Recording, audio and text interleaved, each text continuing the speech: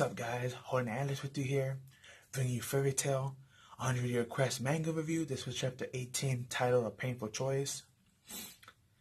As y'all remember, not last week because they were on break, but the week before, we left off in a cliffhanger of Camilla asking Natsu to use his magic to slay the water god dragon to put him out of his misery. Because, he's going crazy and he's snapping now, thanks to the white mage. So Natsu's like he's struggling because he never killed nobody, and especially a dragon. So, and he found this guy to be a nice dragon, so he was really contemplating. And then he took her by her shirt. He just struck her up, and he was like, "Oh, it's convenient for you. When you need help, you ask the white mage. Now that we're here, now you need our help." And she's like, "Well, if I had magic, I could have done it myself." Then Ezra steps in like the big sister, and she pushes Natsu away, and she's like, "Let's calm down and not get heated about this." And Wendy steps in as well, and she tells Natsu, "Remember what you said earlier when you were fighting the 5th generation dragon slayers? You told them if you lay a hand on my friends, I'm going to defeat you. Well, look what the water god dragon is doing. He's laying waste not just to the city, but his own people and his friends who are also in the city, including Natsu himself." So after contemplating this stuff and being upset at thinking about the situation, Natsu just pulls a Natsu and just throws that idea out the window and just decides to go in with a fire demolition fist and punches the water dragon and tips him over. And then this is when we get the very interesting part. Wendy, she told Lucy, Gray, and Ezra, "I'm going to give y'all dragon seals. Go forth." Now, I don't know how exactly Wendy came up with this technique, or was it given to her, did she learn it, or she created it, whatever. But the way this techniques work is that you have a seal somewhere on your body of a dragon, which switches your magic, adds to your magic Dragon Slayer's ability. Now, 2 chapters ago, I believe chapter 16 or 17, one of them, we've seen Ezra fighting Kara of the 5th generation Dragon Slayers. And when Kara broke her blade, it started to glow like some weird aura color, and it grew back, and she slashed her, and Kara was like, "What's going on?" And Ezra's response was, "Oh, this blade was enchanted with dragon magic." So I was thinking, reading that, okay, yeah, she said Wendy did it, that makes sense, because she's an enchanter and she has dragon magic. So she just probably put her own dragon magic in the blade. No big deal. We've seen other enchantment users like that in other animes and Fairytail. That's not a big deal. But now reading this chapter over again, and that chapter, I realized it was way more deadly what Wendy actually did. She didn't really just give her dragon magic. It was dragon magic attribute added to her own. So as we've seen here, we also seen it again. We've seen Ezra, hers was called Terrain Blutania, I believe it's pronounced. And she's in her armor, but she's doing this weird dance with her sword, and she's throwing all these spears at him. Then we have Gray using his ice cannon, and we have Lucy in her spiritual mage suit, Centurio, and she's shooting an arrow. But the thing is, all these techniques, even though they were equipped ice and celestial magic, they were enhanced with dragon attribute, which gave it also dragon attribute on top of the already attribute it had.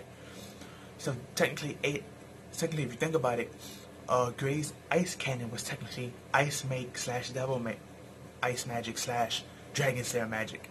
Same thing for Lucy, celestial magic / dragon slayer magic. Same thing for Ezra, equip magic / dragon magic. They all had dragon magic of their own, enchanted to their own regular magic. Because that's 2 magic in 1, so that's extremely OP. Not to mention Natsu himself still being able to use the Dragon King mode. It's not as strong as when he first used it against Aerith, but he still has some of that lingering power, because since his own power adapted to it, it's like his body got used to that strength and that power. So that was very interesting to see. And after they landed a good couple of blows on him, he decides to hide under the water. It didn't last long. He was there for like 2 minutes, and when he came up, he took all the water from the ground in the ocean and all the water even from the air, and he combined it into like one big like tsunami.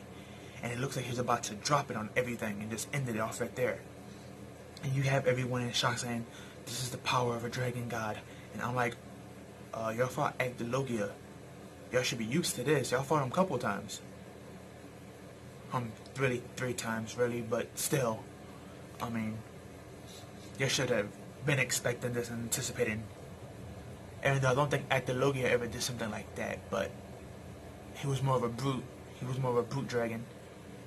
He didn't really use magic. The only time he did use magic was dragon breath, but everything was usually like a tear slap or a claw attack or something. Agdalogia was more of a physical attribute, heavy hitter, tank, but these guys are more like magical, so I guess it is kind of scary of seeing a magical version, but like, my point is they should have been used to it. Then we switch over to the last panel of the page, which was Toka, and she's drinking tea, casually eating donuts, and she's like, well, now that everything is made white, the Fairytail girl is now mine. And we see the last panel of her doing this, and everyone in Fairytail, everyone is laid out. Nobody's up. Everyone's down for the count. And you even see Mary Jane and her sister Liani is like on one panel, like sleeping like this. You see Lux is on the floor, just everyone is out.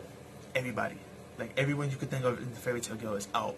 And that was the end of the page, end of the chapter. Now I'm gonna continue saying something about that dragon steel technique. That's a very OP technique. And I'm gonna say it now, spoilers. So you might wanna, when I do this, you might wanna turn the volume back on. But for now, I should say shut it off if you don't want to hear spoilers. But the spoilers I want to give is we know that Ezra's mom, Elaine, we know that she has switched bodies with Wendy to take over her body permanently. And when Wendy was in her body, she kind of picked up on some magic, and that made the battle turn around in her favor. And it was actually able to finally damage her for the first time in both her body and her regular body. That's when she became upset and she went back to her regular body, and then she became a dragon. And that's when things really got hectic. But we all know how that ends for those that are manga readers and got that far. But what I'm trying to say with this and bring up this event is that maybe when she was in her body for those couple of minutes, maybe she picked up more than just that dispel magic / advanced magic. Maybe she picked up other magics. And her soul, when it went back to her regular body, she started to learn these slowly. Because remember, 100-year quest, I think it's what, 3-4 years, maybe 5 at most, after the last chapter of Fairytail. And we had a 2-year time skip on that last chapter. So, you know, there's been a couple of good years past. So, I mean, it makes sense if Wendy were to learn and pick up all these high-level techniques, because she was in a high-level body at one point. I know a lot of people are going to say, oh, this is an ass pull, blah, blah, blah. Hiromachi just making her so powerful. Why couldn't they use this technique before when they fought the Agdalogia or the other dragons in the Grand Magic games? Let's think about this. She was super young at that time, and she didn't really have that power. Not to mention, she wasn't really a fighter around that time. It was after the Grand Magic games that Wendy started to actually practice more fighting and techniques and stuff. But before the Grand Magic games, she was nothing but a healer / support. She started to become more than that after the Magic game. So, and like I said, she didn't get to do that body swapping thing with Elaine until, you know. But that's all I have for there. But y'all can turn back your sound for those who didn't have the sound. But like I said, maybe that's how Wendy got her magic enhanced, and maybe that's why she's as OP as she is. Now, what came to my mind is, now that she has that ability to add Dragon Slayer attribute to on top of your Magic Slayer, what happened if Gildert was to fight Agdalogia or any of these 5 Pentaclum dragons that he missed the chance on fighting? What happened if he were to fight them at his max power with that seal on? Would he be able to beat them? Because now that it has Dragon Slayer attributes on top of it, it should make the battle easier, shouldn't it? That's just my thoughts and opinions, but of course he's not the main character, so it's not going to happen. But a really great chapter, 18 of 100-Year Quest of Fairytail. If you haven't read it, I advise you to read it. Really great chapter, great stuff. Loved it a lot. Can't wait for next week's chapter. Can't wait to see what's gonna happen with the water god dragon or Toka. Even though remember, not just Gajo, but I forgot his name, Ezra's boyfriend, or soon to be boyfriend. He was also there, so we don't know what's gonna happen there. But great chapter. But like, comment, share, subscribe. Follow me on Twitter. Link will be down below.